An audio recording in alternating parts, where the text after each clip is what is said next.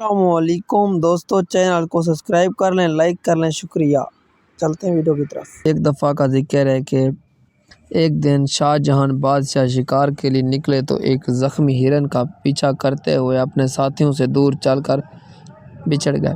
ہرن بھی ہاتھ نہ آیا اور راستہ بھی کھو دیا۔ دوپہر کا وقت تھا، ساتھیوں کا دور دور تک کوئی نشان نہیں تھا۔ بادشاہ کو سخت پیاس لگی تھی، اتنے میں ان کی نظر بڑھ کے ایک درخت پر پڑی جس کی ٹھنڈی چھاؤں کے نیچے ایک گڈریا اپنی بھیڑ بکریوں کے ساتھ بیٹھا تھا۔ بادشاہ نے اس وقت شکار کے کپڑوں میں تھے، گڈرے سے پانی مانگا تو اس نے بتایا کہ ساتھ لایا ہوا پانی ختم ہو گیا۔ اس نے فوراً ایک بکری کے دودھ سے برتن دھو کر دوسری بکری کا دودھ بادشاہ کو پینے کے لیے دیا۔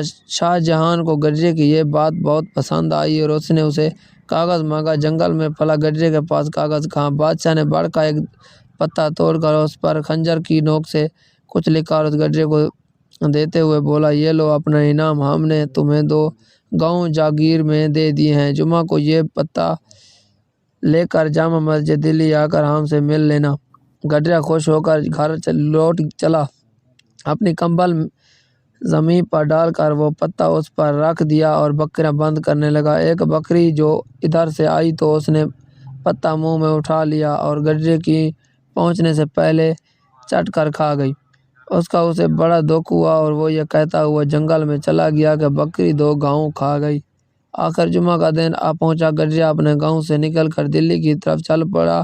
چلتے چلتے دوپہر ہو گئی، بکری 2 گاؤں کھا گئی کی رٹ لگاتے ہوئے جامع مسجد میں داخل ہوا تو اس نے دیکھا کہ تمام نمازی ہاتھ اٹھائے دعا مانگ رہے تھے۔ اس نے بادشاہ کو بھی دعا مانگتے ہوئے دیکھا تو ایک دم چیخ پڑا کہ داتا چھپڑ پار کر دے گا تو لوں گا، اور یہی کہتے ہوئے واپس بھاگ نکلا۔ بادشاہ نے نماز کے بعد اسے بہت تلاش کیا لیکن وہ نہ ملا۔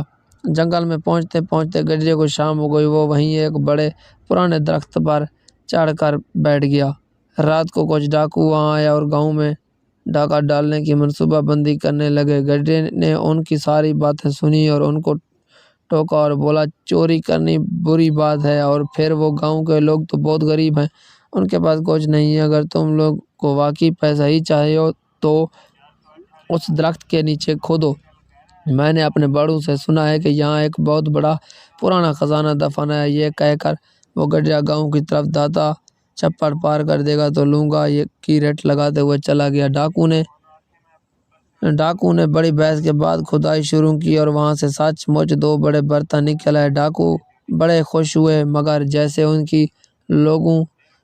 ان لوگوں نے برتن کھولے تو اس میں سانپ اور بچھو بھرے ہوئے تھے۔ ڈاکوؤں کو یہ دیکھ کر بہت بڑا غصہ ہے، وہ برتن لے کر گاؤں کی طرف چل پڑے۔ ایک جھونپڑی سے گڈرے کی آواز آ رہی تھی، انہوں نے وہ دونوں برتن اس گڈرے کے آنگن میں الٹ دیے تاکہ سانپ اور بچھو اس سے ڈس لیں، لیکن ان برتنوں سے اشرفیاں گرنے لگیں اور اس کی شور سے گاؤں کے لوگ جاگ گئے۔ ڈاکو نے گاؤں والوں کو جاگتے دیکھ کر وہاں سے بھاگنا غنیمت سمجھا۔ گڈرے بھی اپنے جھونپڑی سے باہر آیا اور اپنے آنگن میں اشرفیاں دیکھ کر زور سے نعرہ لگایا، داتا تو سچا ہے، تو نے مجھے چھپڑ پار کر دیا۔ اگلی صبح بادشاہ کے ملازم بھی گاؤں پہنچ گئے، اسے دربار میں لے گئے۔